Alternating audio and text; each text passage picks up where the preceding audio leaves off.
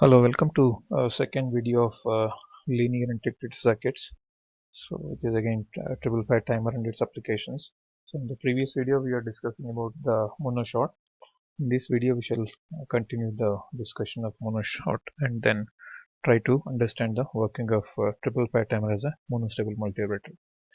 So a monostable multivibrator has one stable state and another quasi-stable state, and in case of 555 timer monoshot, the output will remain in a stable state of 0 volt unless the circuit is triggered to go to quasi-stable state. It remains in 0 unless there is a trigger signal given so that it goes to quasi-stable state. Now, upon applying a trigger signal of a voltage, that is V trigger, which is less than 1/3 VCC, the monoshot output goes to quasi-stable state for a predefined time of t seconds and then goes back to stable state of 0 volt. It is important to see, upon applying a trigger signal voltage which is less than 1/3 VCC, the monoshot output goes to quasi-stable state of VCC for a predefined time of t seconds and then goes back to stable state of 0 volt. If we don't apply any trigger signal, it will be there in stable state.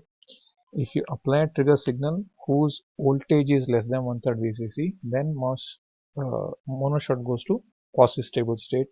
The quasi-stable state is VCC. This is a circuit diagram what we have for the monostable multivibrator. So the circuit which is there within the blue box is the 555 timer, which consists of a potential divider having 3 resistors, 2 comparators, an RS flip-flop, and a transistor. Now this R and C are the external components, and the other connections are made so that 555 timer can be used as a monostable multivibrator. Now we can see, since it is a monostable multivibrator, we are supposed to give a trigger signal to this trigger pin. Now, as you can see on the right hand side, we have 3 waveforms. One is the V trigger, and we have Vc, which is the representation of the voltage across the capacitor, and other is V0, that is the output voltage. So this is Vc more than VTL, that is 1/3 of VCC.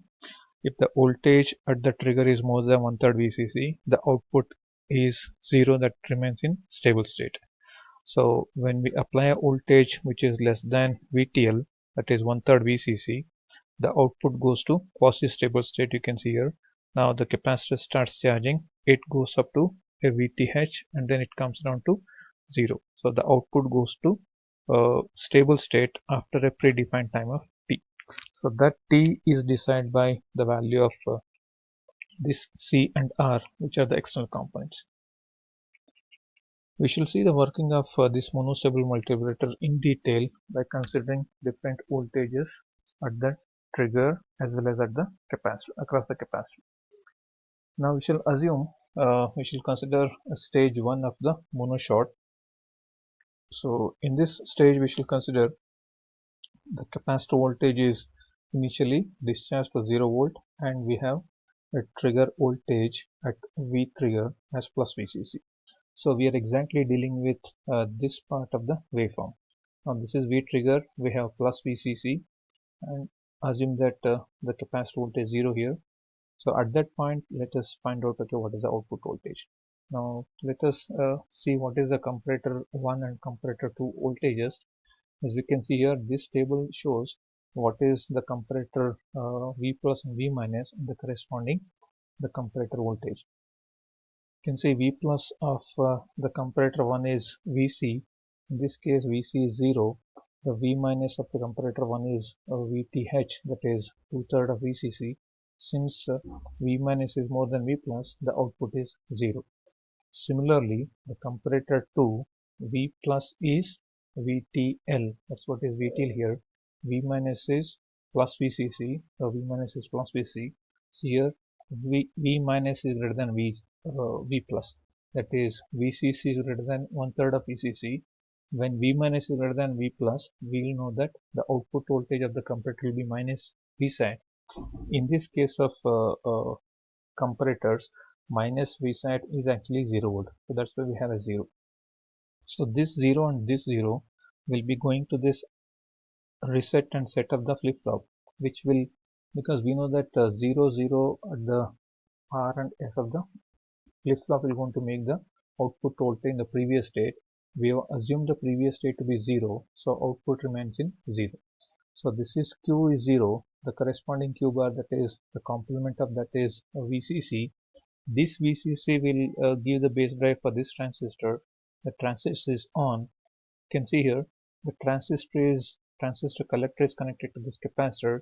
So capacitor will be having a path for discharging. So whatever charge that is stored here will be discharged through this transistor Q1, because this is VCC. When transistor Q1 is on, so the entire voltage that is stored here will be discharged to ground. So that's why whatever assumption we made that 0 voltage is valid.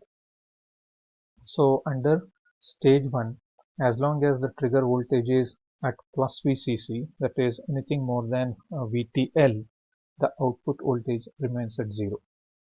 So let us see the summary of that stage 1. Since reset is 0, set is 0, the V0 remains in the previous state, and the BJT is on, because the base drive for the BJT is obtained from Q bar. When output is 0, Q bar is actually VCC. When the BJT is on, the timing capacitor, that is C, will be discharged to 0 volt through BJT with a time constant C into R on BJT. This R on BJT is the resistance offered by the BJT when it is in on state. Meaning, so this capacitor will be discharged through this transistor with a time constant R into C. We know that whenever capacitor wants to discharge, it will have a time constant R into C. So the R is the resistance offered by this transistor when it is on. C is this capacitor. So this timing capacitor will discharge through this transistor and goes to 0 volt. That's what is mentioned here. The flip-flop will want to be there in no change state. Now let us consider a case where we have a condition something like this. So now we shall consider the second comparator. Now we are considering a case where the trigger voltage is less than 1/3 VCC. Now you can see it is less than 1/3 VCC.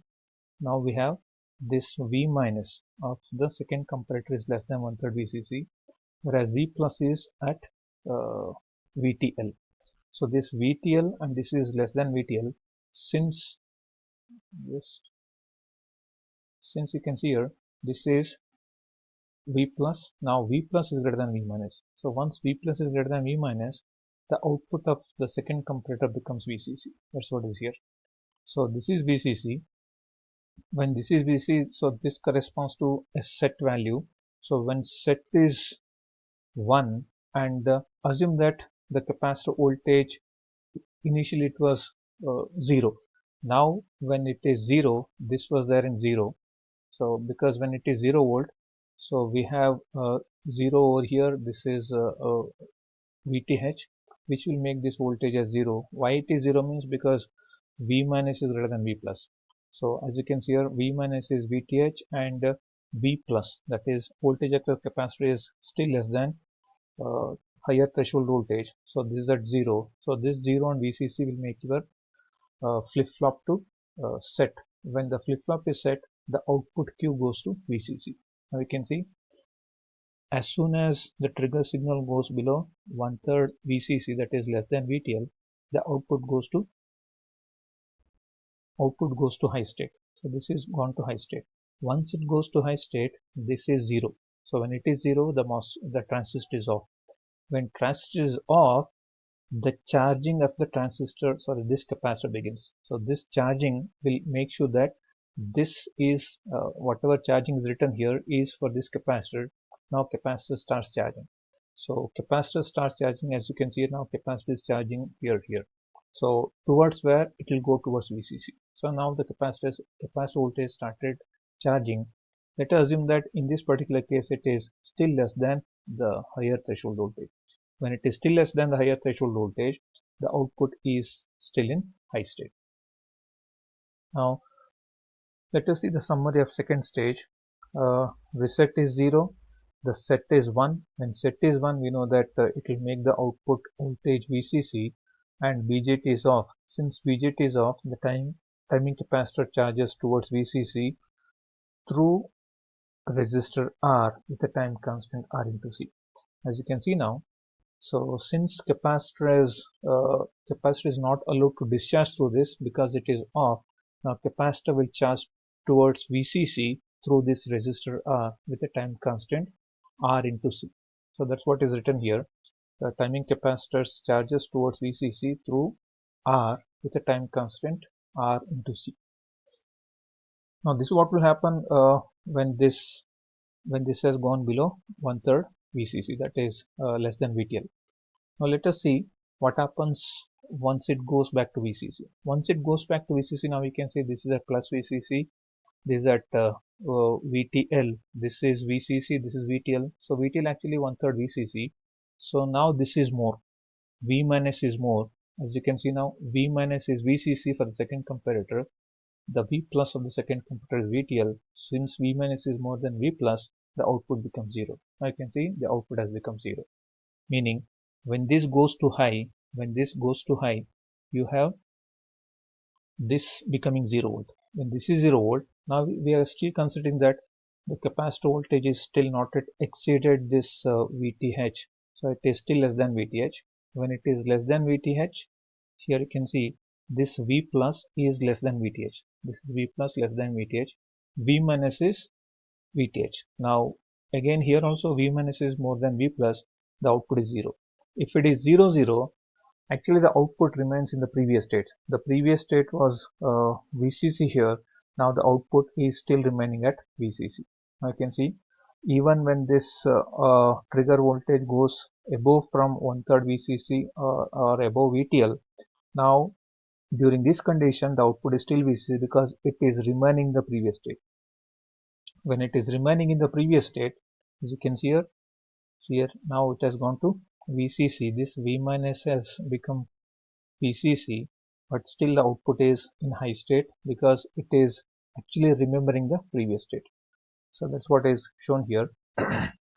Now when the trigger voltage becomes equal to VCC, now the time is still less than the pulse width.